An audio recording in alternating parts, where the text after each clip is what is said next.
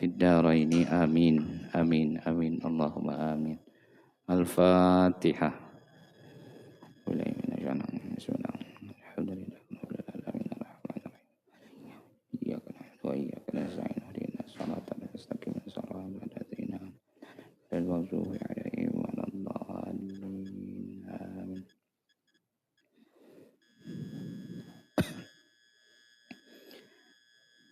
Nahmadullah alladzi 'allama bil qalam 'allamal insana ma lam ya'lam.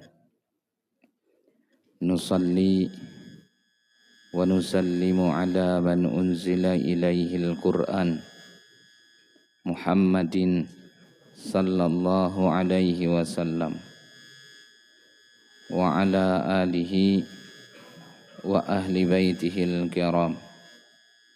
Rabbi shrah li sadri wa yassir li amri wahlul 'uqdatam min lisani yafqahu qawli, amma ba'd. Bapak Ibu jamaah salat subuh yang dirahmati oleh Allah Subhanahu wa taala, sebagaimana biasanya sebelum lebih lanjut mari kita sama-sama berniat atau memperbaharui niat kita untuk duduk i'tikaf dalam masjid ini. Bismillahirrahmanirrahim. Nawaitu an a'takifa fi hadzal masjidi sunnatan lillahi ta'ala. Di dalam hati masing-masing sengaja saya niat i'tikaf dalam masjid ini sunnah karena Allah Ta'ala.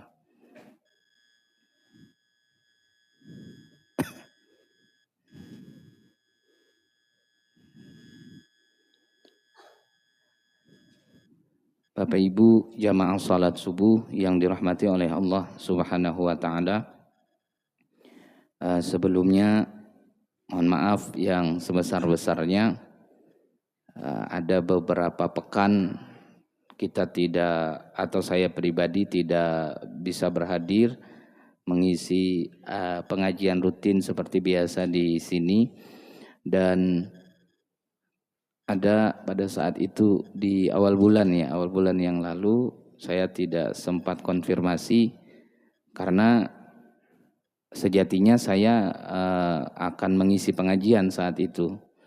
Jadi sama waktunya kurang lebih seperti ini, dalam arti saya bangun sekitar menjelang jam 4. Saya bersiap-siap, lalu kemudian istri bilang mungkin saya mau periksa saja.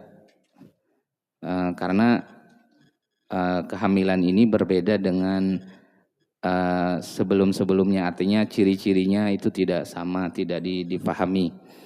Sudah rencana mau diperiksa ke bidan menjelang jam 4. Akhirnya saya sudah siap-siap, siapkan gamis, siapkan untuk pengajian, karena memang niatnya pengajian.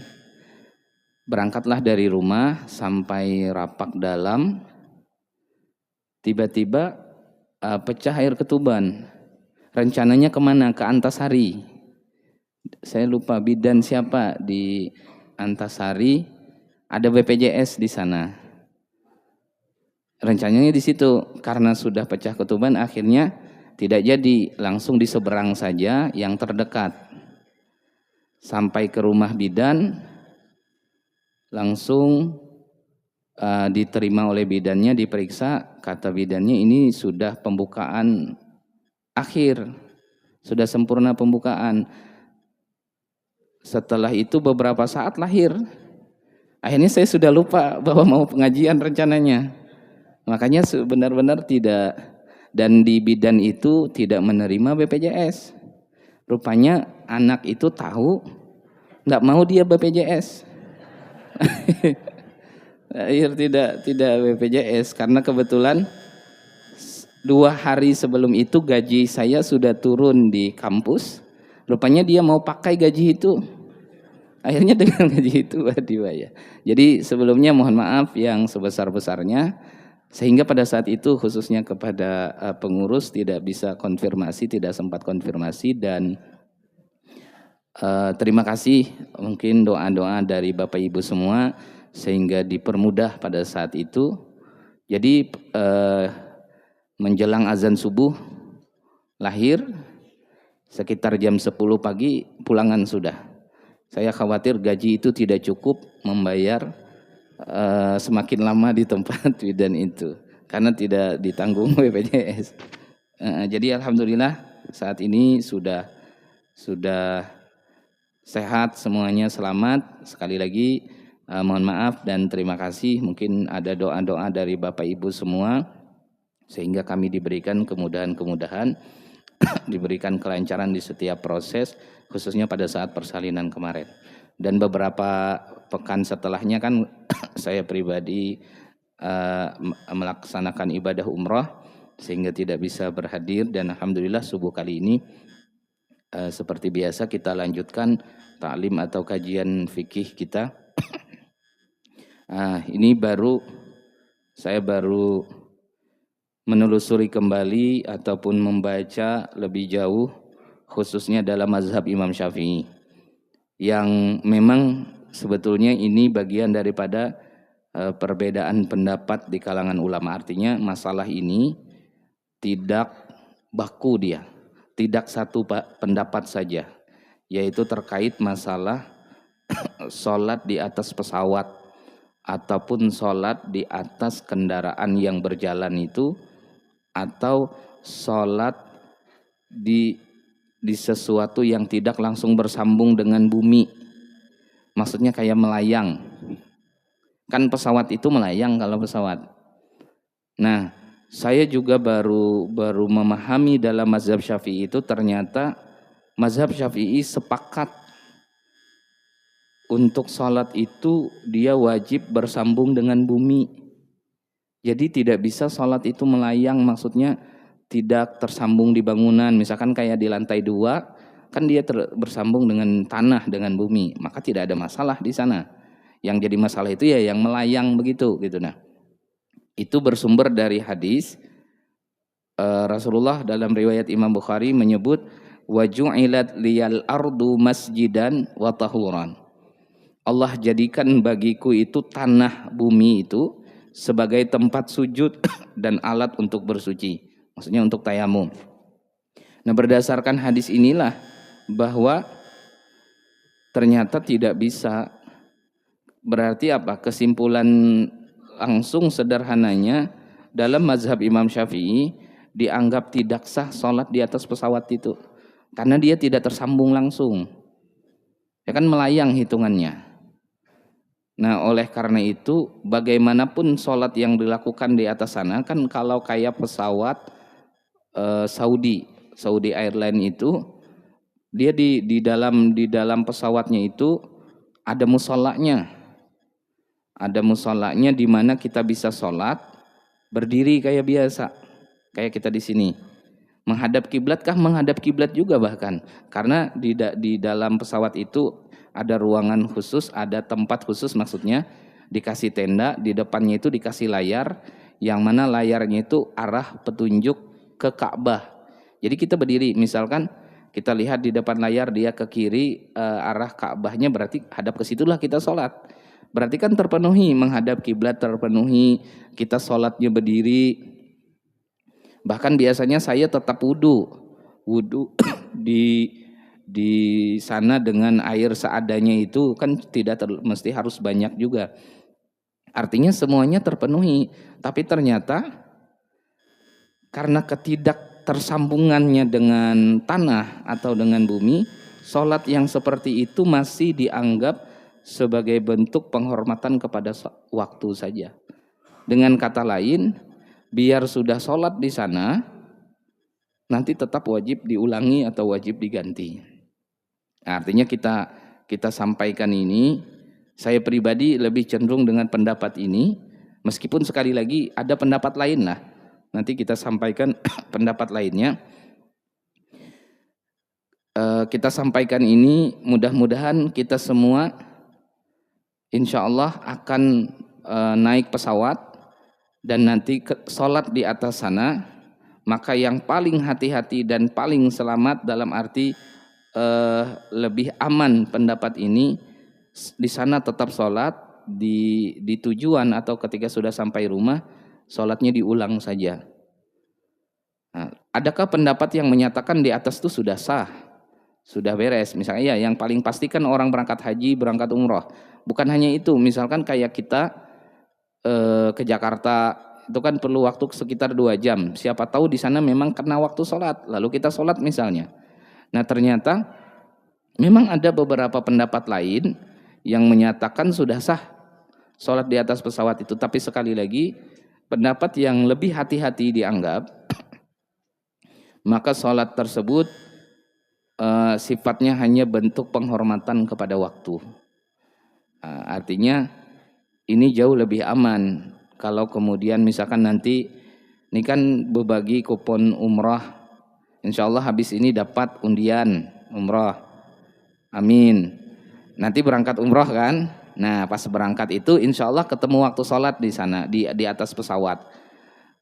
Sholatlah, jangan tidak sholat, sholat saja. Tapi begitu sudah sampai tujuan ataupun sudah balik ke rumah, sholatnya kemudian diulangi lagi gitu. Karena sekali lagi sholat di atas pesawat itu dianggap hanya bentuk penghormatan kepada waktu. Dengan dalil yang tadi satu, yang kedua, sholat wajib di atas kendaraan itu, di atas pesawat atau termasuk di dalam mobil, itu memang kita tidak menemukan hadis khusus secara praktek Rasulullah begitu. Kenapa? Karena Rasulullah itu kalau sholat sunnah iya, di riwayat Imam Bukhari Muslim, Rasulullah itu sholat di atas kendaraan beliau, di atas onta beliau. Tapi begitu sholat fardu, walam yakun yasna'uhu fil maktumah, tapi Rasulullah tidak melakukannya untuk sholat wajib. Jadi untuk sholat wajib Rasulullah itu berhenti, turun dulu, tidak sholat di atas kendaraan, tapi turun dulu lalu sholat atau sholat di atas kendaraan yang tidak berjalan kendaraannya, jadi diam sudah, kayak di atas bangunan aja jadinya gitu. Nah dalam mazhab Imam Syafi'i pendapat ini yang lebih utama untuk dipakai. Bapak Ibu yang pernah ikut manasik dari Kemenak ataupun pernah membaca buku panduan manasik haji dan umrah dari Kementerian Agama itu, di situ dikutip pendapat orang yang sholat di atas pesawat dengan tayamum saja bahkan, lalu sholat di sana dalam keadaan duduk dianggap telah sah sholatnya. Berarti tidak perlu mengganti. Nah ini menunjukkan berarti ada pendapat itu gitu. Ada yang menyatakan sudah beres. Tapi sekali lagi yang saya sampaikan di awal itu sifatnya hanya bentuk penghormatan kepada waktu. Bisa dipahami lah. Nah saya pribadi sekali lagi, saya pribadi termasuk memilih pendapat ini. Jadi kemarin kami berangkat, lalu ada waktu-waktu sholat ditemui di atas pesawat, kami sholat. Kami sholat, tetap saja sholat, tapi sampai tujuan atau sudah balik ke rumah, kami ganti, kami ulangi sholat tersebut.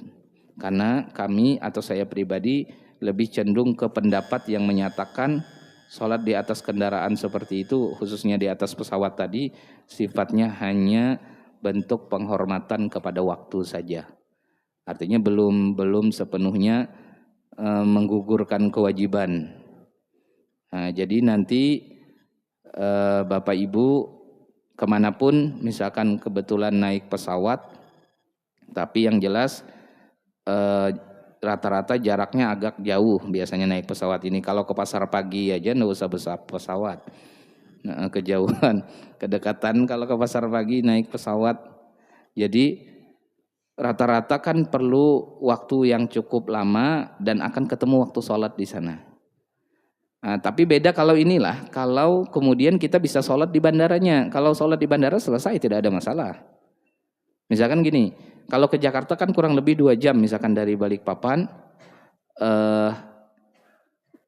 kebetulan misalkan naik jam 12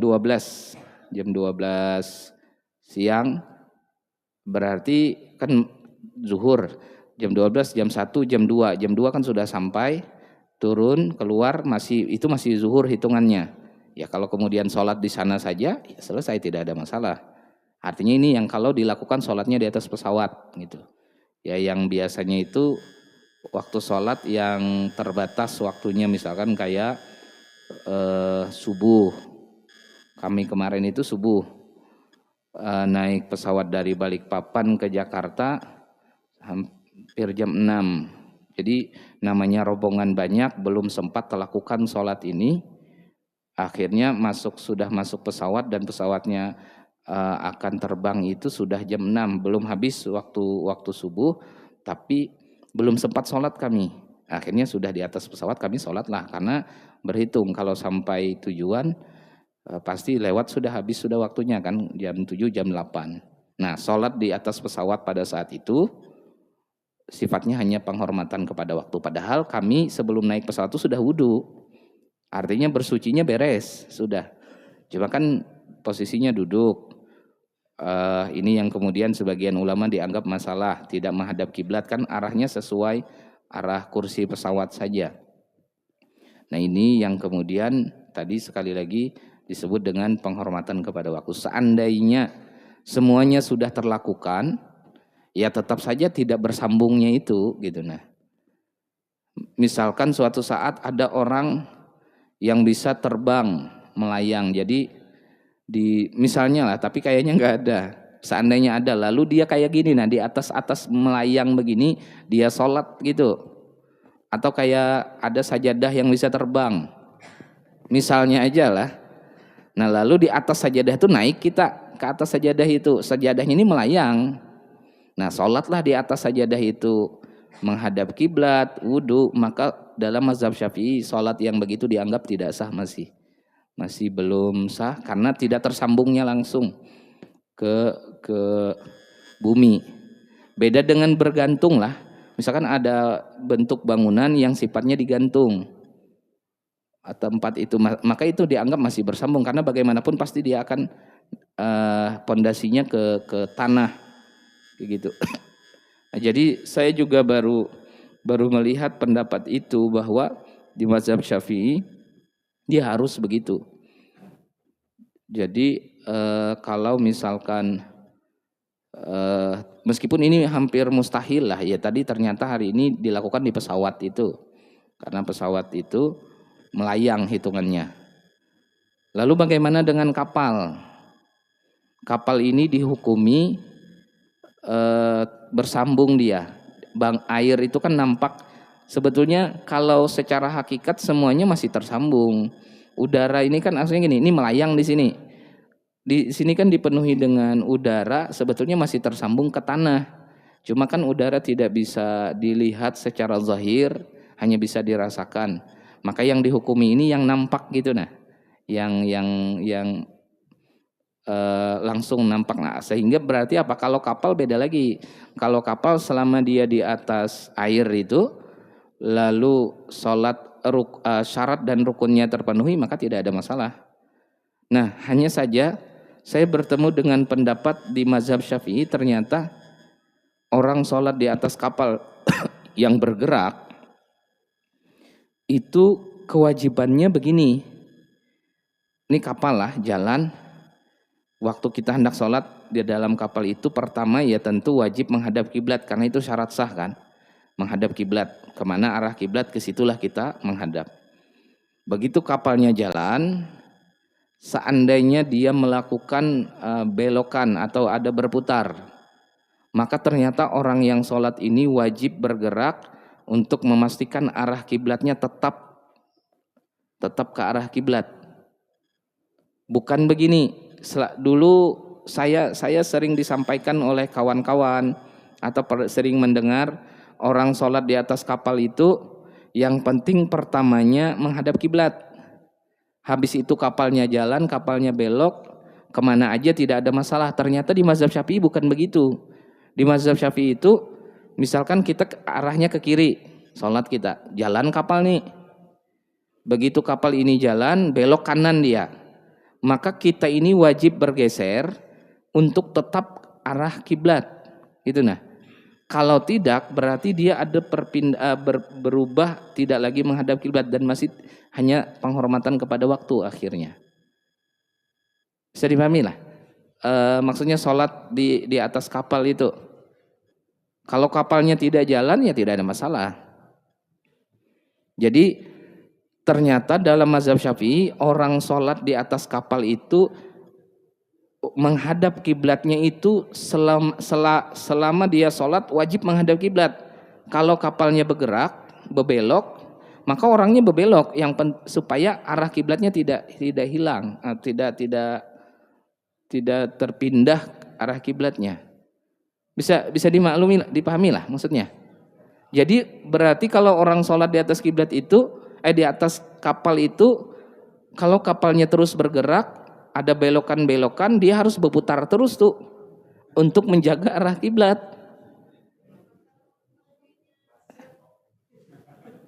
Nah, lalu bagaimana mengetahui ini lagi sholat? Bebelokan dah ke kapal nih lah. Kita tidak merasa juga misalnya. Kan itu tuh kesulitannya.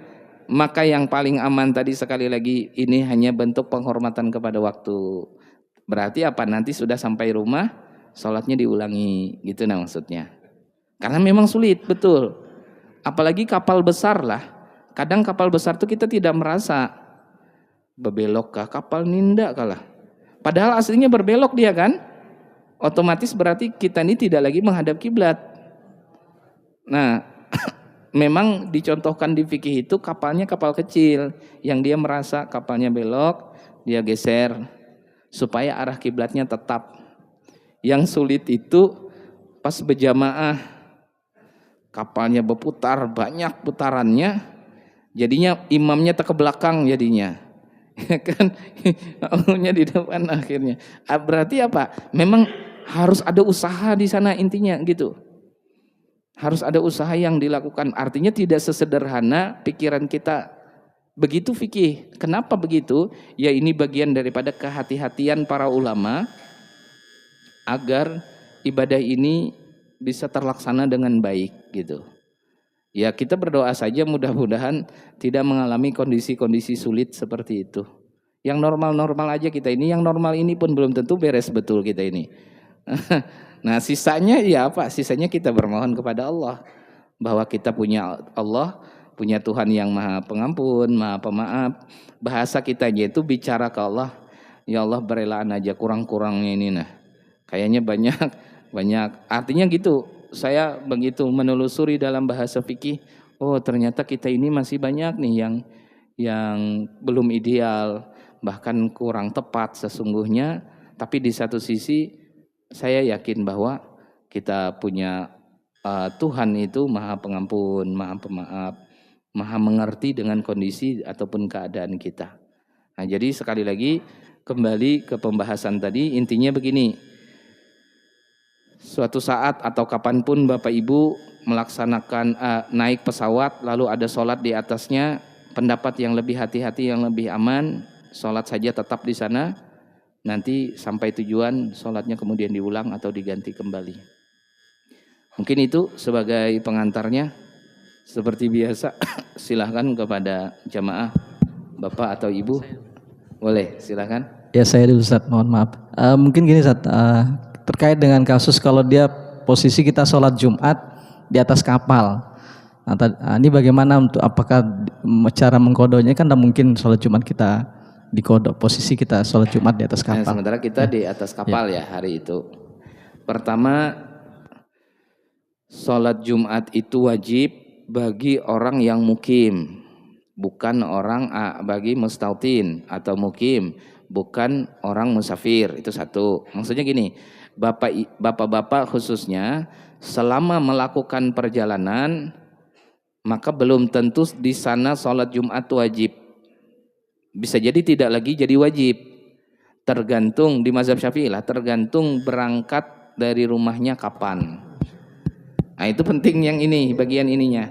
Kalau bapak-bapak berangkat dari rumah jam 7 pagi, meskipun di perjalanan jauh perjalanannya, sholat Jumat wajib. Sholat Jumat wajib karena dilakukan setelah fajar, setelah subuh. Wajib berarti sholat Jumat. Oke. Kalau begitu harus sholat Jumat. Harus sholat Jumat. Tidak bisa diganti dengan zuhur. Apalagi beginilah. Kita ke Balikpapan. Kan Balikpapan itu masuk kategori musafir jaraknya. Cuma kita berangkat dari rumah jam 10. Jam 10 pagi dari rumah ke Balikpapan. Karena kita ke Balikpapan itu kategorinya musafir, berarti boleh dong kita tidak sholat zuhur? Tidak, karena kita berangkatnya jam 10 pagi. Kalau mau berangkat ke Balikpapan dan tidak wajib lagi sholat zuhur, berangkatnya jam 4 subuh. Jam 4 subuh berangkat sudah ke Balikpapan. Maka sampai di Balikpapan tidak wajib untuk sholat Jumat. Padahal hari Jumat tuh nah. Berarti boleh milih, sudah sampai Balikpapan jam 4 subuh berangkat. Berarti musafir nih selama di Balikpapan. Orang sholat Jumat, kita tidak sholat Jumat. Cukup dengan sholat zuhur saja. Tapi bolehkah mau sholat Jumat? Silahkan, statusnya sunnah. Tidak lagi wajib gitu. Maksudnya boleh milih. Boleh milih. Bisa dipahami? Jadi itu yang disebut musafir, yang bisa tidak sholat Jumat. Adapun yang berangkat setelah sholat subuh, ini kayak gini nah, jam-jam ini berangkat dari rumah hari Jumat, maka kemanapun perjalanannya sholat Jumatnya wajib. Artinya yang namanya wajib bila tidak dilakukan berdosa. Harus sholat Jumat, nggak ada pilihan. Nggak ada pilihan lain. Baik, misalnya berangkat ke satu daerah yang di sana tidak ada orang sholat Jumat, bagaimana? Sementara kita wajib loh sholat Jumat. Maka pada saat itu ya sebagian ulama tetap menganggap orang ini berdosa. Kenapa? Berjalannya hari Jumat itu, disalahkannya di situ. Ayo, sulit jadinya kan? Kalau mau tadi di solusinya berangkatnya sebelum subuh kalau mau. Akhirnya ada beban dosa di sana. Jadi fikih itu menjagalah bagaimana umat ini benar-benar terhindar dari dosa bahasanya gitu. Baik, anggaplah tadi jam pagi berangkat, ternyata sampai di kapal, ternyata sholat Jumat di atas kapal. Kan wajib tadi sholatnya, otomatis sholat Jumat di sana. Selama tadi syarat lainnya terpenuhi, menghadap kiblat dan lainnya, misalkan di sana dilakukan Jumatan, tidak ada masalah, selesai. Iya. Nah, sekarang posisi bergerak, yang mana tadi syaratnya harus sesuai arah kiblat. Pokoknya bila ke kanan ke kapalnya arah kiblatnya kiri, dia harus balik kiri terus supaya kiblatnya tidak lepas gitu. Ternyata itu sulit. Akhirnya tidak sah Jumatannya, lalu wajib diqadha berarti benar.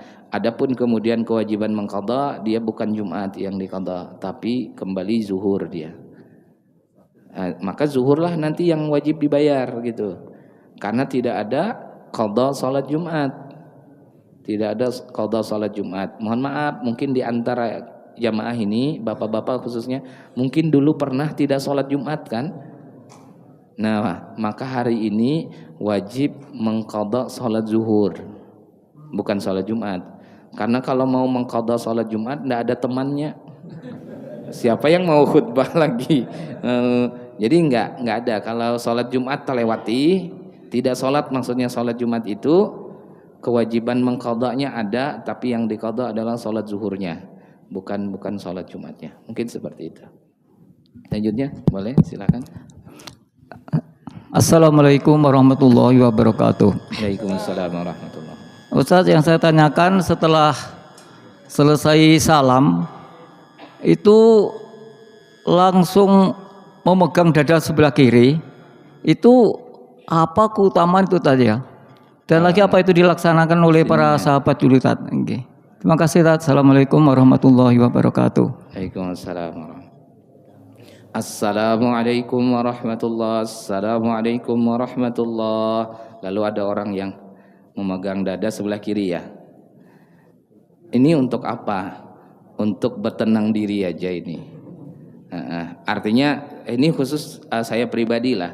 Saya tidak mengetahui secara khusus mengenai anjuran ataupun dalil mengenai hal itu. Sejauh yang saya tahu tidak ada tuntunan seperti itu. Tapi kalau ditanya bolehkah begitu, jawabannya boleh. Yang tidak boleh itu dada orang. Kalau dada sendiri ya sudah tidak apa-apa. Kan kadang kita itu menghayati ataupun merasakan kenikmatan ibadah yang baru saja dilakukan begitu. Jadi tidak ada masalah. Tapi kalau ditanya adakah dalil secara khusus mengenai itu, ya sekali lagi jawaban saya pribadi secara pribadi saya tidak pernah bertemu dalil itu ataupun anjuran seperti itu. Yang ada kan hadisnya Imam Nawawi mengutip dalam Al-Azkar beliau riwayat Imam Ibnu Sunni bahwa itu pun hadisnya dianggap lemah oleh sebagian ulama, bahwa Rasulullah masaha jabhatahu, Rasulullah mengusap dahi beliau. Dalilnya itu aja yang ada gitu. Adapun tadi dada dipegang dirasakan itu ini tidak ada secara khusus anjurannya. Tapi sekali lagi bapak ibu yang melakukan itu atau bapak-bapak khususnya menjalani itu tidak ada masalah. Silahkan saja selama yang tadi adalah dada kita sendiri. Jadi nggak apa-apa. Kan sudah selesai sholatnya, terserah aja mau apa. Ada misalkan orang lain dada kita supaya berbeda kepala gitu. Ya sudah nggak apa-apa. Cuma aneh aja, padahal orang mana ada gitu. Cuma kan sekali lagi ini sudah di luar dari sholat, maka tidak ada masalah, silahkan saja dilakukan itu. Mungkin seperti menyambung Ustadz, mohon maaf. Okay. Menyambung tadi ada yang melakukan peletakan tangan ada di atas dada. Kemudian saya ini ya ikut-ikutan aja sih, kurang tahu persis. Membaca surat Al-Insyirah. Ya. Kemudian meletakkan di bahwa telat ketik tangan kiri itu Ustaz. Itu aja Ustaz. Masih. Baik. Pertama sekali lagi hal itu tidak terlarang lah. Artinya yang melakukan ini sama sekali tidak ada masalah. Adakah yang pernah dilarang Nabi dalam arti statusnya makruh? Ada. Hadisnya ini kalau bicara dalil lah, yaitu yang membalik tangan.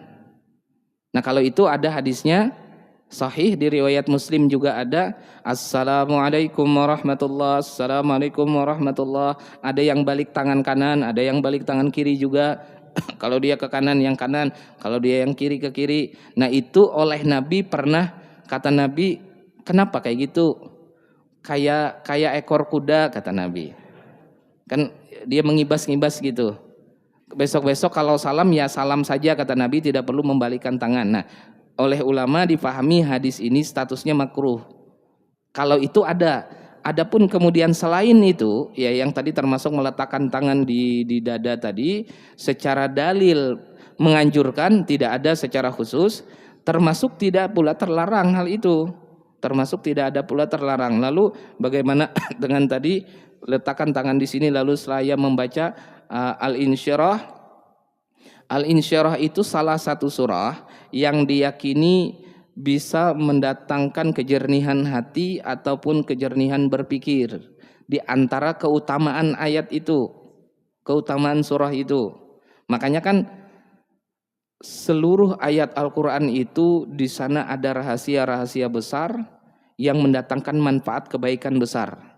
Ya termasuk surah Al-Insyirah itu. Kalau kita membaca kitab para ulama yang menyusun keutamaan-keutamaan setiap surah, setiap ayat, kita akan menemukan surah Al-Insyirah salah satunya akan membuat hati, dada lebih lapang ataupun kemudian kejernihan berpikir. Nah, itu dilakukan setelah sholat dengan membaca Al-Insyirah. Apakah harus selesai sholat? Sebetulnya tidak juga. Tapi kalau dilakukan setelah sholat ya juga tidak ada masalah, toh sholatnya sudah selesai. Gitu nah maksudnya. Jadi sifatnya ini bab pembahasan yang lain tentang keutamaan Al-Insyirah. Kebetulan dilakukan habis sholat. Masalahnya itu aja kan, bahwa kapan melakukan membaca al-insyirah, memegang dada habis sholat? Silahkan. Apakah harus habis sholat? Enggak juga. Misalkan malam-malam menjelang tidur kita melakukan itu, ya juga silahkan. Gitu nah maksudnya. Yang paling penting ini yang juga perlu dijaga, jangan pernah beranggapan habis sholat harus itu gitu, atau menganggap itu sunnah.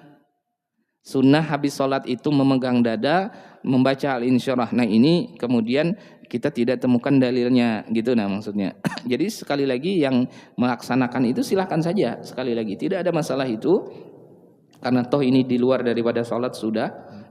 Hanya saja perlu dipahami bahwa secara dalil anjuran begitu khusus nggak ada. Tapi al-insyirah dibaca memiliki keutamaan. Ya termasuk kan ini sebagai ilmu tambahan untuk kita. Perlu sekali-sekali anak kita pada saat tidur kita pegang dadanya, lalu kita bacakan al-insyirah dengan harapan, dengan doa kemuliaan al-insyirah ini melapangkan dada si anak, membuat dia semakin soleh ataupun solehah seperti itu. Mungkin itu dari beliau tadi. Ada ibu-ibu ada? Dari Bapak.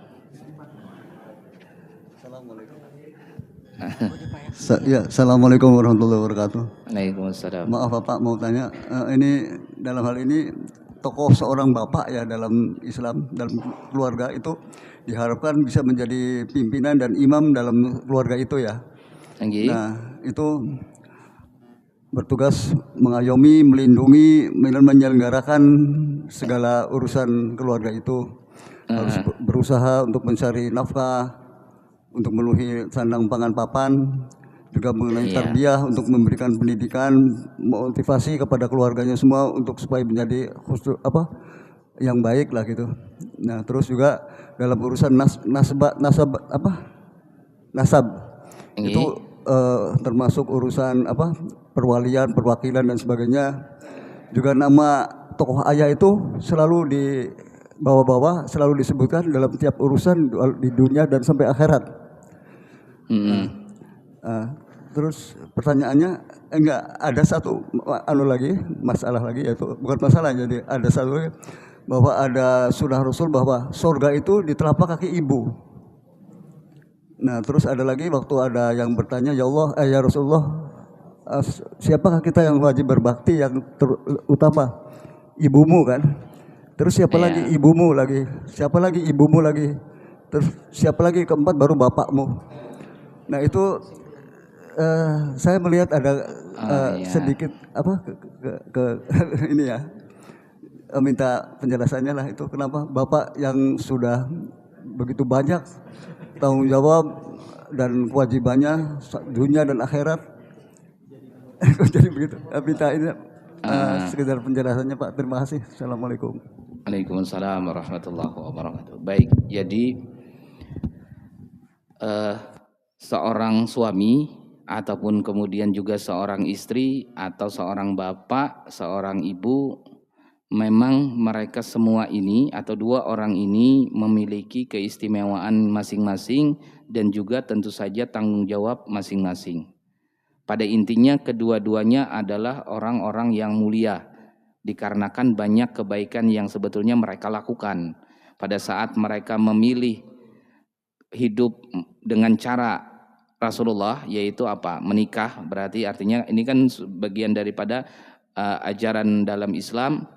Maka seseorang itu kan di Al-Quran sendiri disebut mitsaqan ghaliza, melakukan perjanjian yang kuat dengan Allah.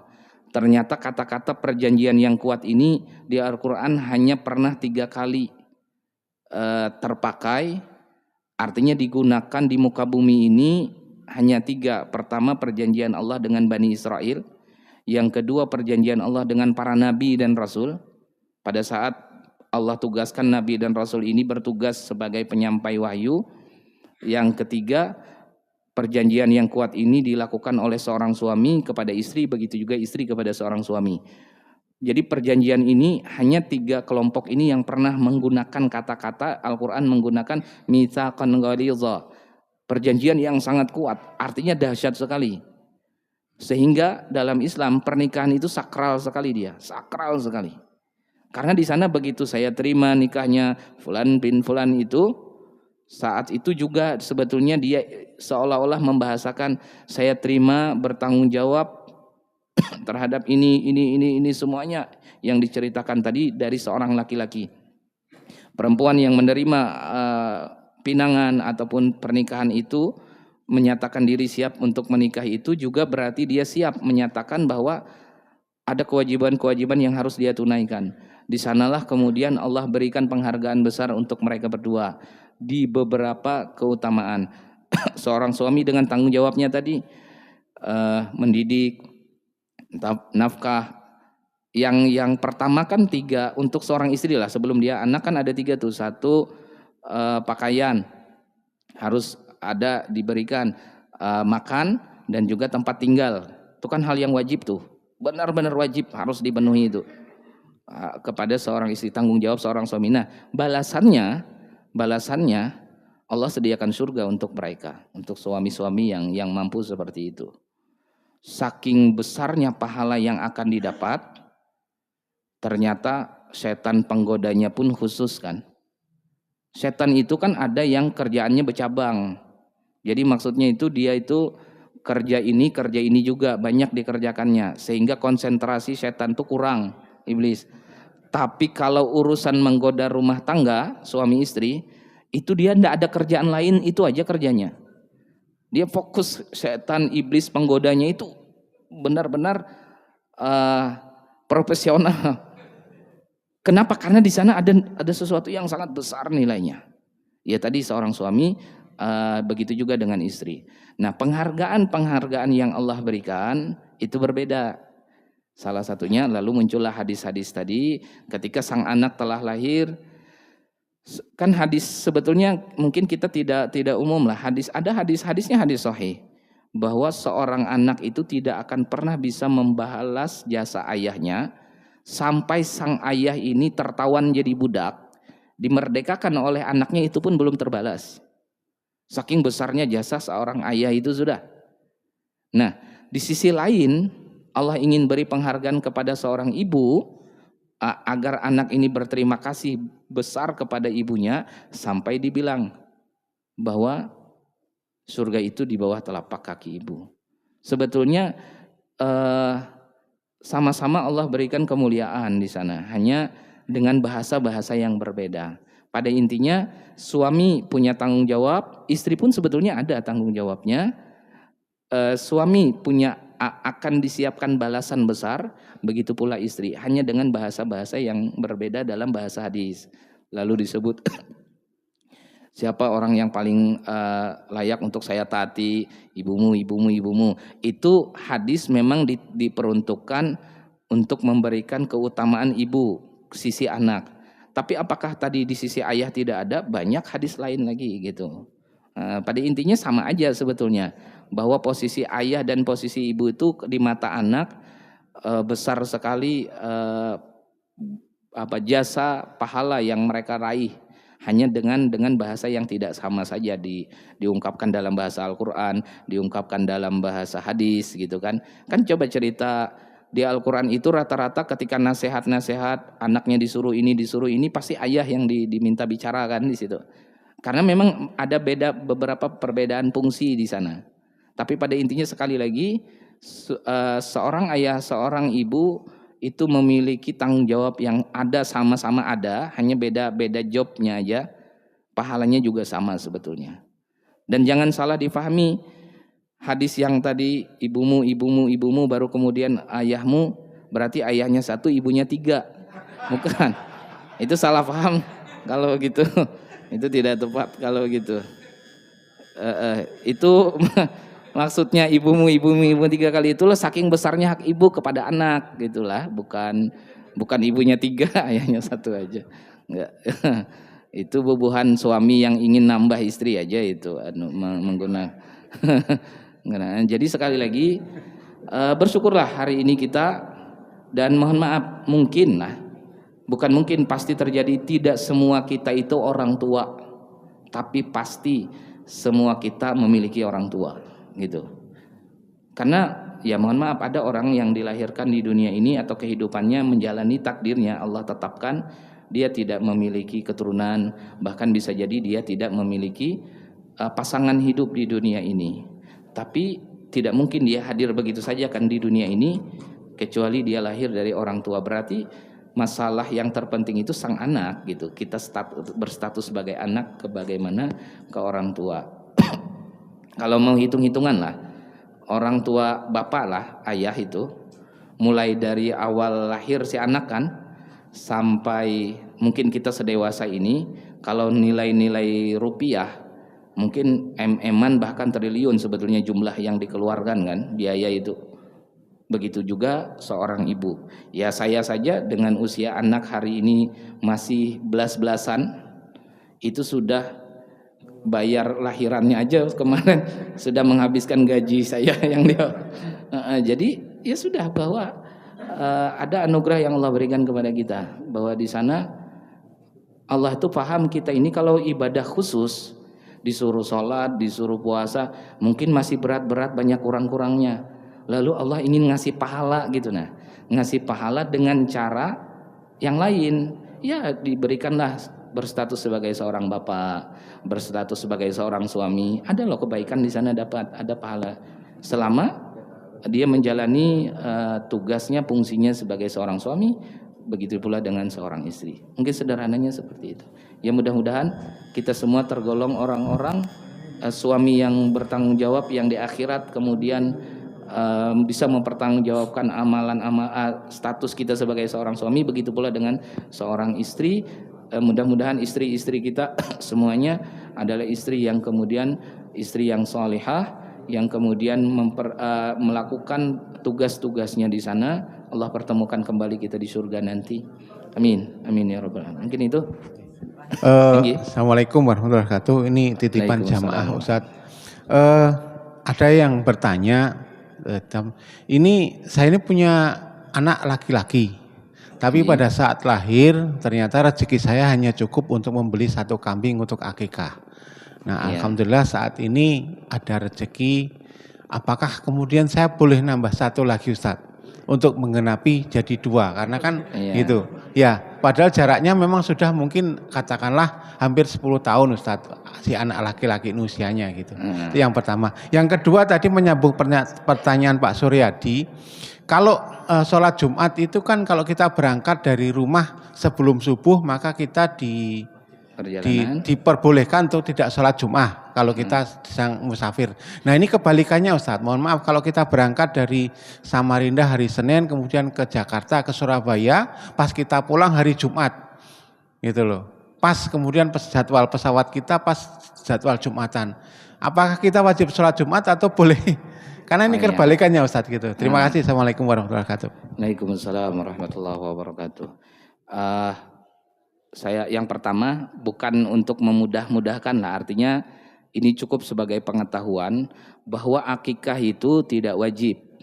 Nah, sebagai orang tua kita punya anak, lalu kita tidak mengakikahi anak kita dengan bahasa menyembelih kambing itu, kita sesungguhnya tidak berdosa. Hanya saja memang di sana ada kebaikan kita yang tidak dapat atau ada kebaikan kita yang kurang di sana. Jadi selama kita mampu, selama kita bisa ya kita akan mengusahakan, dan itu juga bagian daripada mungkin kasih sayangnya seorang orang tua ke anak kan seperti itu. Tapi artinya dari sisi hukum dulu sekali lagi tidak untuk diamalkan sebatas pengetahuan. Artinya saya ingin mengajak janganlah kemudian memaksakan diri. Mohon maaf kita Allah beri rezeki, Allah beri anugerah harta berbeda-beda. Memang dari awal sudah Allah informasikan di Al-Quran, Allah berikan rezeki itu tidak sama di antara kita semua. Lalu ada orang yang misalkan mohon maaf secara ekonomi sebetulnya pas-pasan, lahir anak, lalu kemudian dia merasa harus mengakikahi anaknya, padahal keperluan yang juga mendasar dan wajib yang lain itu perlu dilakukannya atau perlu dibiayainya, maka tidak mengapa tidak diakikahi selama memang tidak punya kemampuan itu. Tapi kalau ada alhamdulillah tabungan ada, rezekinya ada saja, atau bahkan ada orang yang memberikan bantuan dan mau mengakikahi, maka di sana ada kebaikan yang besar sekali. bentuk syukurnya kita dikaruniai anak, dan berharap dengan akikah yang dilakukan ini Allah akan jadikan anak ini yang soleh ataupun solehah itu. Nah, jadi satu dari sisi hukum tidaklah ada kewajiban, artinya tidak wajib, tidak berdosa orang yang tidak mengakikahi anaknya. Kalau ditanya apa hukumnya, selama dia mampu hukumnya makruh. Kalau tidak mampu tidak ada masalah apa-apa di sana. Berarti apa? Tidak sampai ke derajat haram. Lalu yang kedua, sesuai pertanyaannya bagaimana? Alhamdulillah sih mampu, tapi kalau kemudian anak laki-laki ini 2 ekor kambing, kemampuannya hanya sampai 1 saja. Lalu disembelihlah kambing atau diakikahi dengan 1 ekor kambing. Bagaimana dalam fikih? Apakah ini telah terhitung akikah? Jawabannya iya. Sah akikahnya, apalagi dia berniat, ya Allah, untuk saat ini kami dengan kemampuan yang ada, dengan anugerah yang kau beri, kami bisa cukup beli 1. Tapi kami niat suatu saat, mungkin beberapa bulan, beberapa tahun ke depan, kalau ada rezekinya kami akan beli lagi 1. Sebagaimana yang ditanyakan, sekian tahun ada rezekinya, lalu disembelih kembali kambingnya, juga silahkan. Seandainya tidak lagi tersembelih, cukup dengan 1 yang pertama tadi, itu sudah sah akikah yang dilakukan. Ada pahala, ada kebaikan yang Allah berikan sudah kepada orang tuanya, begitu juga kepada anaknya. Nah, jadi boleh bahasanya begitu. Lalu yang kedua, kalau sebaliknya tadi dari Jakarta, Barik City kebetulan hari Jumat, ya itu kan otomatis kita dari awal musafir sudah. Mau siang, mau sebelum subuh berangkatnya, mau setelah subuh sudah tidak ada masalah. Karena sejatinya kita pada saat itu sedang musafir. Maka pasti boleh untuk tidak perlu sholat Jumat gitu. Berarti sudah boleh untuk memilih zuhur. Yang tidak boleh itu 1 aja, ya yang dari rumah. Tapi kalau sudah dari luar, pasti sedang musafir orang ini kalau dari luar, karena kan bukan dari rumahnya. Nah, jadi kalau kita berangkatnya hari Rabu berangkat dari rumah. Nah, ke satu tujuan sampai hari Jumat itu jam 8 pagi dari tempat tujuan yang di luar tadi. Jam 8 pagi dari tujuan itu rencana mau balik ke rumah hari Jumat. Maka di sana boleh untuk tidak sholat Jumat. Karena sejatinya orang itu musafir. Musafirnya kan dari hari Kamisnya kan, dari hari Rabu sudah dia musafir. Jadi enggak lagi dihitung yang itu sebelum subuh atau sesudah subuh, tidak terhitung lagi. Jadi sekali lagi bahwa hari ini kita semua dengan petunjuk yang Allah berikan hari ini, ya mudah-mudahan semakin hari makin baik keimanan kita, makin baik ibadah yang bisa kita jalani, ya termasuk makin baik pula cara kita memahami bagaimana kewajiban seorang suami, kewajiban seorang istri, begitu pula kita berstatus sebagai anak misalkan. Maka kita doa sama-sama mudah-mudahan sebagai seorang suami, sebagai seorang ayah, kita semua menjalankan ketaatan itu. Begitu pula dengan seorang istri atau seorang ibu, mudah-mudahan terpenuhi kewajiban-kewajibannya kepada anak. Satu sisi kita sebagai anak, mudah-mudahan Allah balas jasa orang tua kita dengan sebaik-baik balasan. Mungkin hari ini kita sukses lah. Mohon maaf, ada bapak-bapak yang hari ini punya jabatan, punya pekerjaan yang layak. Begitu juga dengan seorang perempuan, kesehatannya baik. Bisa jadi ini hasil dari doa orang tua kita dulu. Bukan benar-benar murni hasil pencapaian kita. Ya saya selalu seperti itu berpikirnya. Sampai saya posisi hari ini, saya sampai punya pekerjaan seperti ini, ataupun punya penghidupan seperti ini, saya yakin ini buah hasil daripada doa ibu dulu, doa bapak dulu, semasa kita masih kecil, atau bahkan sampai detik ini orang tua itu pernah mendoakan, mudah-mudahan anak saya begini, mudah-mudahan anak saya begini. Mudah-mudahan sekali lagi Allah balas semua jasa-jasa orang tua kita dengan sebaik-baik balasan. Orang tua kita yang telah meninggal dunia, Allah lapangkan alam kubur mereka, Allah tempatkan mereka di tempat yang layak di sisi Allah Subhanahu wa taala. Amin, amin ya rabbal alamin. Mungkin itu, mudah-mudahan ada manfaatnya. Mohon maaf atas segala kekurangan. Insyaallah kita sholat apa tadi? Maghrib. mengqadha salat maghrib. Bapak Ibu yang pernah merasa tertinggal salat maghrib, mari kita sama-sama melaksanakan qadha salat maghrib. Mudah-mudahan sekali lagi ini bentuk seriusnya kita ingin menjadi orang baik, bertaubat kepada Allah Subhanahu wa taala. Semoga Allah ridha dengan apa yang kita lakukan. Kita tutup dengan doa kafaratul majlis. Subhanakallahumma wa bihamdika asyhadu an la ilaha illa anta astaghfiruka wa atubu ilaik. Wassalamualaikum warahmatullahi wabarakatuh.